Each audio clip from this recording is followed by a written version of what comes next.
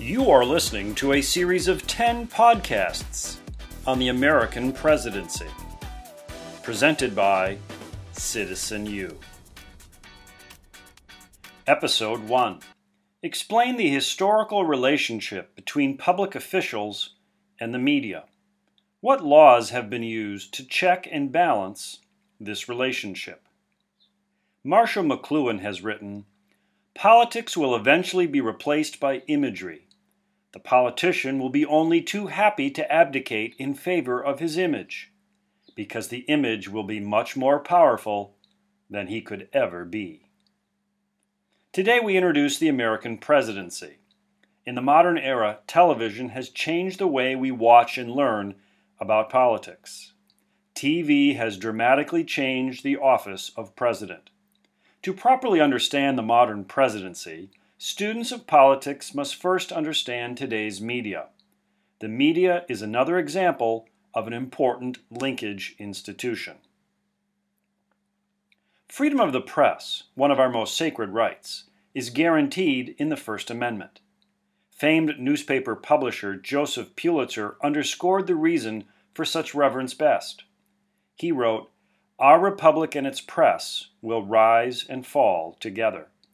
An able, disinterested, public-spirited press with trained intelligence to know the right and courage to do it can preserve that public virtue without which popular government is a sham and mockery. A cynical, mercenary, demagogic press will produce in time a people as base as itself. The power to mold the future of the republic will be in the hands of the journalists of future generations." And how have journalists fared? The relationship between journalists and politicians today is a love-hate relationship.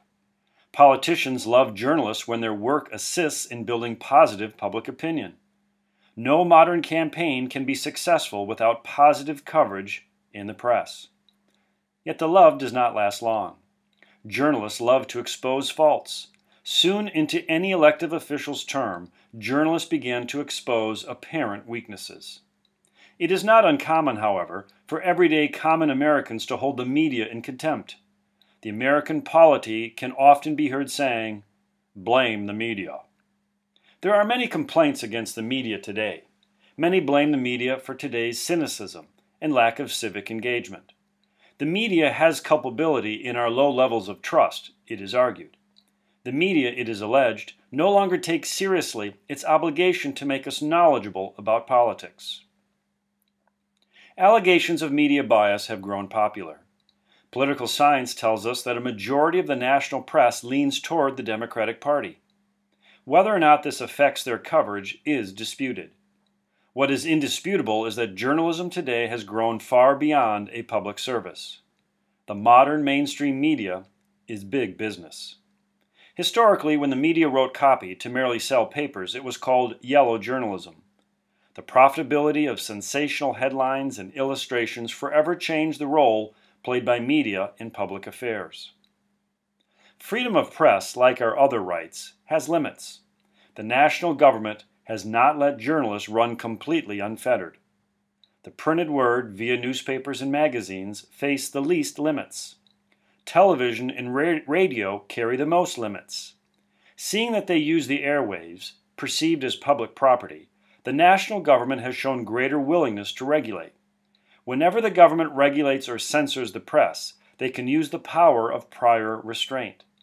Often this requires either legislative action or a judicial order. The courts have allowed prior restraint in cases where national security is at stake. This precedent was established in the court case New York Times versus the United States, 1971. Historically, the media was also limited by legislative action. The Fairness Doctrine and equal time provisions affected the types of coverage we the people received. The Fairness Doctrine, no longer in effect, forced media outlets to broadcast a variety of views. Equal time laws specify the amount coverage heard. The most important law passed affecting modern journalism has been the Freedom of Information Act, commonly called FOIA, F-O-I-A. This provision has forced governments to be more transparent. Everyday citizens can now demand to see firsthand public documents. Hiding behind classified information has grown harder and harder for public servants.